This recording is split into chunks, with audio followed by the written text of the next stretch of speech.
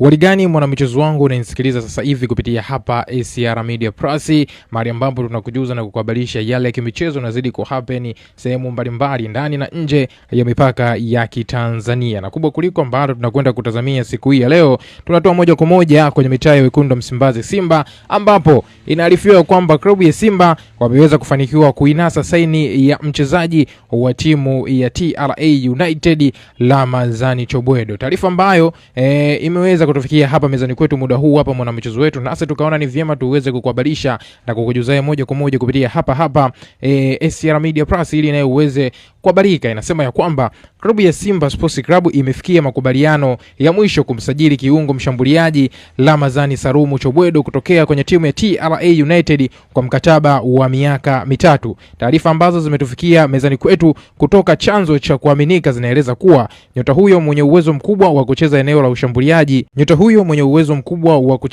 la ushambuliaji wakati na pembeni tayari ameweka saini ya kujiunga na wekundu wa Msimbazi Simba, huku dili hilo likitajwa kuwa na thamani ya shilingi milioni 170 za Kitanzania kwa kipindi chote cha miaka 3 ya mkataba wake mchezaji huyu Ramazani Chobwedo pamoja na timu ya Simba Sports Club. Chanzo hicho kimeongeza kuwa sehemu ya fedha hizo tayari imeingizwa kwenye akaunti ya mchezaji huyo kama ishara ya kukamilisha kwa hatua za awali za usajili wa nyota huyo Ramazani Chobwedo. Aidha, Chobwedo amekuwa mmoja wa wachezaji waliovutia macho ya wengi msimu huu kutokana na kiwango chake bora akiwa na timu ya TRA United. Nyota huyo ameonyesha uwezo wake mkubwa wa kutengeneza nafasi, kupiga pasi za mwisho, lakini pia kasi yake kuelekea eneo la ushambuliaji pamoja na kujituma uwanjani, jambo ambalo liweza kuwafanya vigogo mbalimbali kuanza kumfuatilia kwa karibu katika miezi ya hivi karibuni. Kabla ya kuichezea timu ya TRA United, taarifa zinaonyesha kuwa Chobwedo aliwahi kupita kwenye timu ya Ken Gold FC,